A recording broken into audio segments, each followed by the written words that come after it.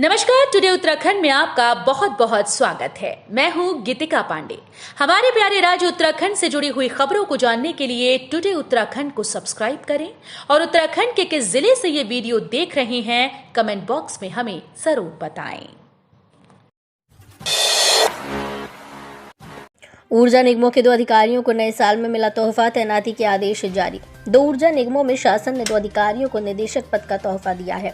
UJVNL और UPCL में निदेशक परिचालन के खाली पड़े पदों पर सचिव ऊर्जा ने तैनाती के आदेश जारी कर दिए हैं। यूपीसीएल में निदेशक परिचालन के पद पर शासन ने मदन राम आर्य को जिम्मेदारी सौंप दी है। वो अपने वर्तमान मुख्य अभियंता गढ़वाल के दायित्वों के साथ ही बतौर निदेशक परिचालन की भी जिम्मेदारी संभालेंगे। सचिव ऊर्जा आर मीनाक्षी सुंदरम की ओर से जारी आदेश के मुताबिक एमआर आर्य इस पद पर नवीन नियुक्ति होने या अग्रिम आदेशों तक सेवाएं देंगे।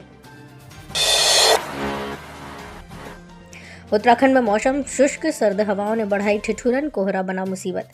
देहरादून में शुष्क मौसम के बीच सर्द हवाएं ठिठुरन बढ़ा रही हैं। दिन में चटक धूप खिल रही है, लेकिन देर रात से सुबह तक ज्यादातर क्षेत्र कोहरे के आगोश में डूबे जा रहे हैं।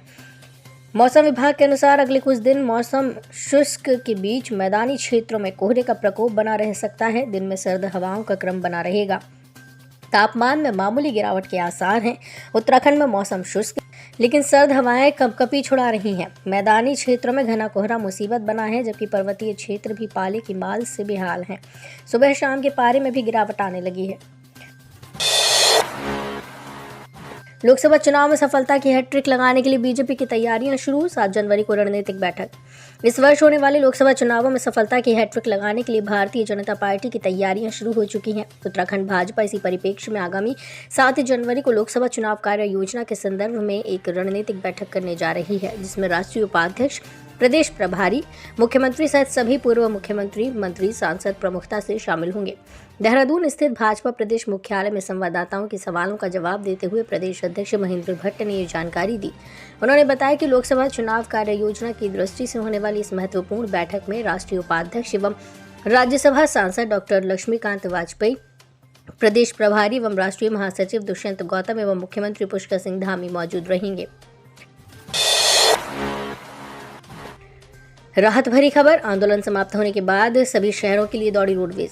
देश भर में चालकों की हड़ताल का बड़ा असर हल्द्वानी समेत पूरे कुमाऊं में देखने को मिला था, लेकिन मंगलवार देर रात आंदोलन समाप्त होने के बाद सुबह से ही आम लोगों को राहत भी मिल गई। रोडवेज की बसें दिल्ली समेत सभी शहरों के लिए बगैर किसी बाधा के रवाना हुई। टैक्सी संचालकों ने बुधवार से अनिश्चितकालीन हड़ताल का ऐलान किया था, मगर आदेश के चलते शुरू होने से पहले ही हड़ताल खत्म हो गई। पेट्रोल पंपों पर लंबी कतार का दौर भी सुबह होते खत्म हो गया। कुल मिलाकर कुमाऊं भर के लोगों को बड़ी राहत मिली। बच्चों और बुजुर्गों को परेशान कर रहा इन्फ्लुएंजा। 3 साल की बच्ची सहित 3 मिले पॉजिटिव। सीजनल इन्फ्लुएंजा के 3 नए मरीज मंगलवार को मिले हैं। इन सभी मरीजों की रिपोर्ट दून मेडिकल कॉलेज की ओर से जारी की गई है। इनमें 3 वर्षीय बच्ची, 38 वर्षीय पुरुष और 70 वर्षीय बुजुर्ग शामिल है। इन सभी मरीजों का इलाज आइसोलेशन में हो रहा है। इन मरीजों की H1N1 रिपोर्ट की जानकारी अभी जारी नहीं की गई। जिला सर्विलांस अधिकारी डॉक्टर CS रावत ने बताया कि मंगलवार को इन्फ्लुएंजा ए के 8 संदिग्ध मरीजों की जांच की गई थी। इनमें 3 की रिपोर्ट पॉजिटिव आई। तीनों मरीजों की हालत सामान्य है। बताया गया कि मंगलवार को 65 लोगों की कोविड जांच हुई। सभी की रिपोर्ट नेगेटिव आई है।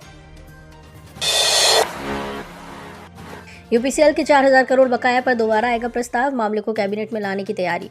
उत्तराखंड पावर कॉर्पोरेशन लिमिटेड यानी कि यूपीसीएल का उत्तराखंड से परिसंपत्तियों के बंटवारे के समय हिस्से में आई देनदारियों का 4042 करोड़ बकाया का प्रस्ताव अब दोबारा आएगा।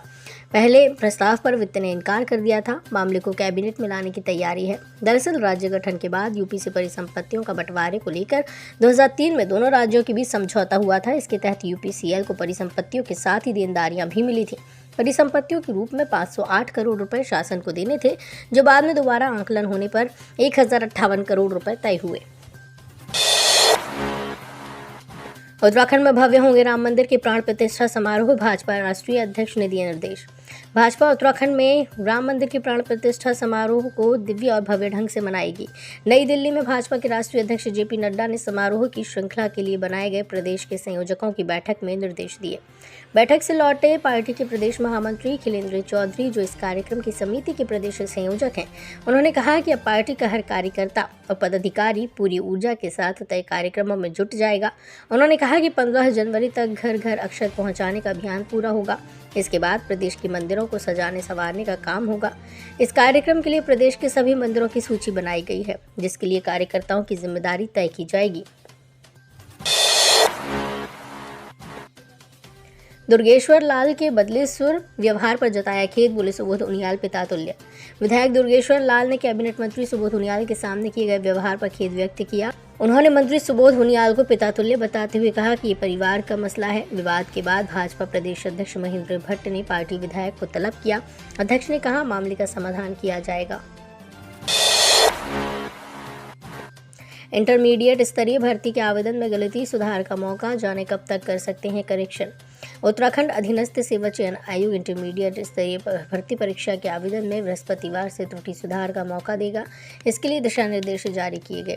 आयोग के सचिव सुरेंद्र सिंह रावत ने बताया कि इंटरमीडिएट स्तरीय परिवहन आरक्षी, आबकारी सिपाही, उप आबकारी निरीक्षक, हॉस्टल मैनेजर ग्रेड 3, गृह माता के 236 रिक्त पदों के लिए 11 से 31 दिसंबर के बीच ऑनलाइन आवेदन की प्रक्रिया पूरी हुई। प्राण प्रतिष्ठा समारोह में शामिल होंगे बाबा रामदेव, कहा 500 वर्ष के संघर्ष का परिणाम देखेगा देश।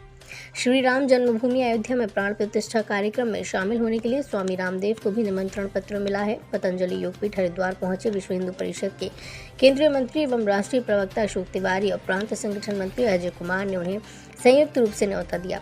निमंत्रण पत्र को सहर्ष स्वीकार करते हुए स्वामी रामदेव ने कहा कि 22 जनवरी को 500 वर्षों के सतत संघर्ष और असंख्य हुतात्माओं के बलिदानों के परिणाम के देशवासी साक्षी बनेंगे।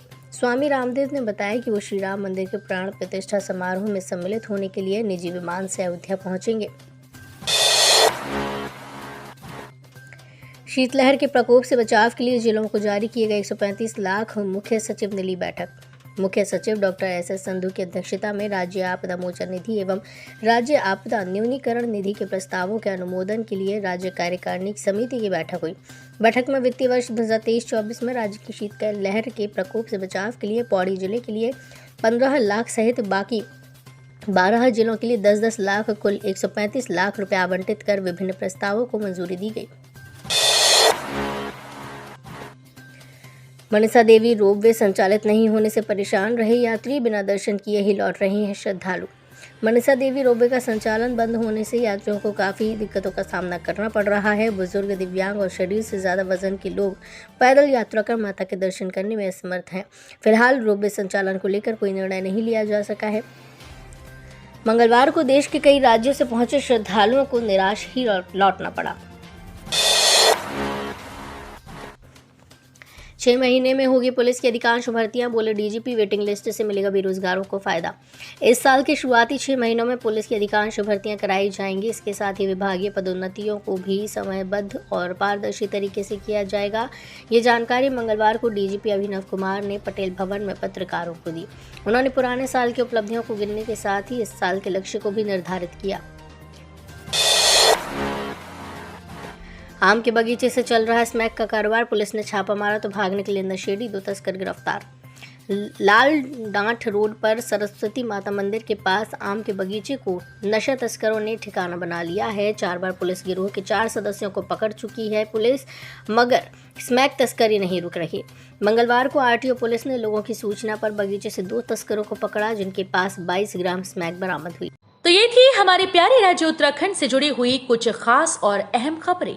इसी तरह की लेटेस्ट अपडेट पाने के लिए अभी सब्सक्राइब करें टुडे उत्तराखंड चैनल को। धन्यवाद।